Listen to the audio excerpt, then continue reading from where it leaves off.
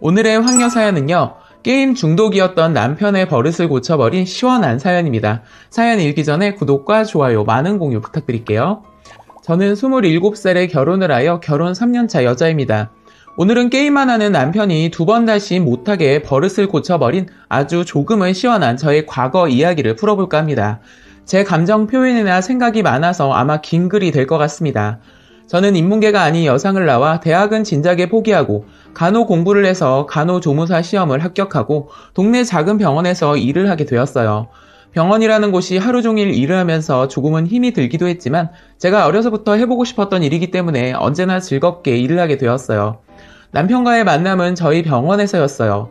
자주 오는 문구 쪽 영업사원이었는데 굳이 살 거는 없지만 가끔 와서 팜플렛을 주고 가곤 했습니다. 얼굴도 멀끔하니 딱히 제 이상형은 아니었지만 키도 크고 호감형의 외모였습니다. 그러다 어느 날 저에게 영화표가 있는데 같이 보러 가자고 데이트 신청을 하더라고요.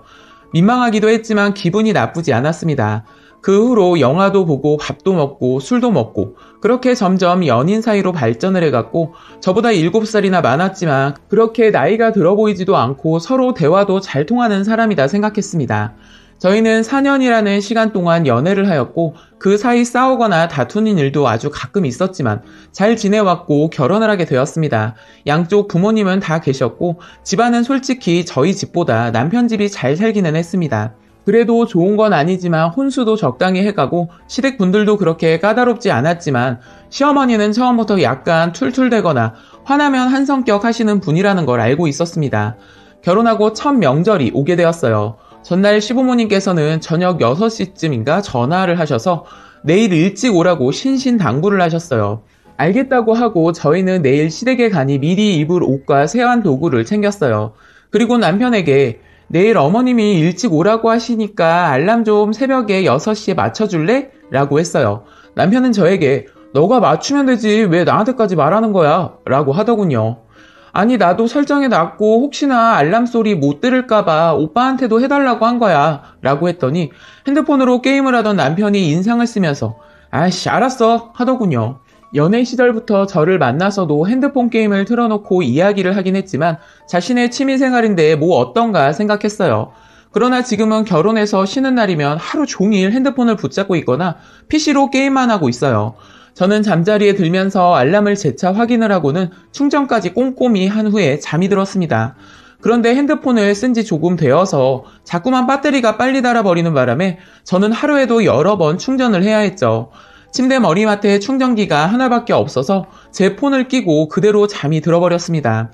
저는 뒤척이며 아침이 되었다는 걸 느끼며 눈을 감고 있었는데 방안이 밝은 느낌이 나더군요. 깜짝 놀라 핸드폰을 보니 핸드폰이 꺼져 있는 겁니다. 시계를 보니 아침 8시였고 화들짝 놀란 마음에 남편을 깨워 오빠 알람 설정 안 해놨어? 라고 했지만 언제 맞춰달라고 했었어? 그러더군요. 기가 차고 화가 났는데 저를 더 화나게 만든 건 왜 폰이 꺼졌나 봤더니 제 폰을 빼고 남편이 지 폰을 끼고 밤새 게임을 틀어 놓았던 겁니다. 하루 종일 게임만 하고 내가 하는 말은 귀뚱으로도 듣지도 않고 거기다가 충전까지 빼가며 게임을 하고 있다니 저는 남편에게 게임 중독자냐? 라고 말을 했고 그래도 일어나 아무 말 없이 준비를 하더라고요. 저는 급한 마음에 시부모에게 전화를 걸었는데 받자마자 왜 안 오냐? 소리를 치시길래 어머님 죄송해요. 제가 알람을 맞춰놨는데 전화기가 꺼졌어요. 라고 하니 너는 집에서 살림하는 여자가 알람에만 의지하면서 어떻게 집안 살림을 하고 일을 다 하냐? 얼마나 게으르고 평상시에 집에서 퍼질러 잤으면 아이고 참 그러시면서 전화를 확 끊으시더라고요. 남편이 혼자서 직장을 다니는 것도 아니고 저 또한 직장 생활도 하면서 살림도 하는데 그런 식으로 말하는 시어머니가 얄미웠습니다. 저는 얼굴이 정말 붉게 달아오르고 화장실에서 눈물을 뚝뚝 흘리며 씻고 준비를 했네요. 정신을 차리고 부랴부랴 시댁에 가려는데 남편은 씻지도 않고 그제서야 지금 씻고 준비한다? 그러는 겁니다. 지금 생각해도 정말 죽방을 한 대 치고 싶었어요. 정말 처음 만났을 때 이미지와는 전혀 다르고 너무나 무책임한 인간이 아닌가 생각이 들었어요. 연애 시절도 길었는데 그 사람에 대해 잘 몰랐던 건지 결혼하니 이제는 나에게 막 하는 건지 시댁으로 향하는 동안 별의별 생각이 들며 도착을 하였고 시댁 현관문을 열어 인사를 하려 하니 시어머니는 너희는 도대체 정신이 있는 거냐? 지금 와서 뭘 언제 하겠다는 거야? 라고 하시며 엄청 퍼붓기 시작했어요. 시아버지는 그래도 우리 며느리 오느라 힘들었지? 라며 달래주셨지만 시어머니는 당신은 처음 명절에 늦게 오는 며느리가 정상인 것 같수? 라며 되려 아버님한테 퍼붓기 시작하더군요. 아버님은 남편처럼 키도 크시고 덩치도 좋으시지만 처음 뵀을 때부터 조용하신 성격에 말을 많이 안 하시고 차분하신 성격이셨습니다. 그대로 아버님은 서재로 들어가 버리셨습니다. 정말 1분 1초 여기에 있는 자체가 너무 끔찍했고 오자마자 이런 대접이라니 내가 왜 결혼을 했는지 후회가 막심하더라고요. 남편은 아무 말 없이 소파에 앉아 또 그 지긋지긋한 게임을 하며 저를 쳐다보지도 않더라고요. 출발 전에는 죽방을 날리고 싶었는데 시댁에 오니 발로 차버리고 싶은 심정뿐이었습니다. 전 그렇게 주방에서 일을 하기 위하여 편안한 옷으로 갈아입고 주방으로 향했습니다. 시어머니는 또다시 이제 와서 뭘 하겠다는 거냐? 음식하려면 일찍부터 해야 하는데 그 힘든 일은 다 시애미 시키고 일부러 늦게 온 거 아니냐? 라는 말씀을 하시더라고요. 정말 터질 듯이 화가 나서 폭발을 할 것 같았지만 꾹 참고 속으로 말을 했죠. 어머님 아들내미가 게임 중독이라 늦게 왔네요. 마누라 일 덜 시키려고 그랬나 봅니다. 라는 말이 목구녕까지 올라왔는데 꾹 참고 듣기만 했네요. 전 제 마음을 달래며 그래 전날 일찍 오라고 했는데 오지 못한 내가 잘못한 거지라며 참을 인을 다시 한번 새겼습니다. 시어머니는 저에게 잡채에 들어가는 야채를 썰라고 하시고 저는 썰고 볶고 이것저것 정신없이 하고 있었는데 음식을 하는 내내 사소한 것들까지 잔소리를 하시더군요. 양파는 너무 얇게 썰었네. 당근은 그렇게 하면 탄다느니.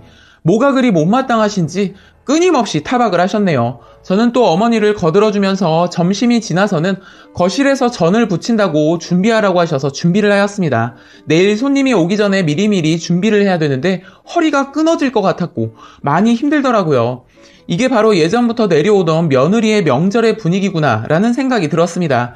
저는 어려서 명절이 되어도 엄마가 하는 것을 잠깐 도와드리기는 했지만 이렇게 힘든 일인지는 몰랐고 전 부치는데 왜 허리가 끊어지게 아픈지 제대로 실감을 했습니다. 전을 부치기 위해 신문지를 깔고 전기 불판을 연결해야 돼서 남편 보고 오빠 나 지금 전 부쳐야 하는데 오빠가 신문지 좀 바닥에 깔아주면 안 될까? 라고 말을 했지만 소파에 누워서 아무 말도 안 하고 핸드폰만 뚫어져라 보고 있더군요. 저는 반복해서 한 번 더 부탁을 했었고 돌아오는 남편의 말은 나 지금 다른 사람들이랑 뭐 잡으러 가야 돼 바빠 라고 하네요. 와 진짜 결혼한 지 얼마 되지도 않았는데 벌써부터 저러니 정말 미치고 화딱지가 나더라고요. 그런데 더 웃긴 건 시어머니 하시는 말씀이 넌 남편한테 오빠가 뭐야? 호칭부터 고쳐. 그리고 남자는 집안일 하는 거 아니다. 내가 새벽에 일어나서 음식 준비 다 했고 너는 뒤에 와서 간단한 것 좀 시켰더니 지가 할 수 있는 걸 누굴 시키는 거야? 라며 꾸중을 하시더라고요. 저는 그때부터 눈물이 흐르기 시작했습니다. 제가 뭘 그렇게 잘못한지 이해가 안 가고 억울한 마음에 시애미는 다 저렇게 모질게 말하고 며느리를 싫어하는 건지 화가 났습니다. 그렇게 눈물을 훔치며 전을 부치려 혼자 준비하는데 그때 서재에서 책을 읽으시다가 나오신 아버지께서 조용히 화장실로 가셨습니다. 이런 상황에서도 아버님은 정말 아무 말씀도 없으시구나라는 짧은 생각을 하는 순간 화장실에서 나오시는 아버님 손에는 커다란 대야가 들려 있었고 정말 순식간에 그걸 저희 남편이 있는 소파까지 성큼성큼 가시더니 냅다 물을 쏟아 부으셨습니다. 지금 생각해도 너무 통쾌합니다. 거실은 물바다가 되었고 남편 씻기는 물폭탄을 맞고 소스라치게 놀라며 소파 아래로 떨어졌고 베란다에 있다 그 소리에 놀라 들어오신 어머니는 눈이 땡그레져서 벙까고 계셨네요. 야 이 쓸모없는 놈아 네 마누라 도와주지는 못할 망정 쳐누워서 그 짓만 하고 있냐? 에라이 못난 놈아. 그리고 어머니를 바라보시며 이 여편애야 지금 시대가 어느 시대인데 시집온 며느리 시집살이를 시키는 거야? 며느리가 둘이야 셋이야? 하나밖에 없는 며느리한테 그러고 싶은 거야? 나이 먹고 구박받고 싶어 환장을 했구만.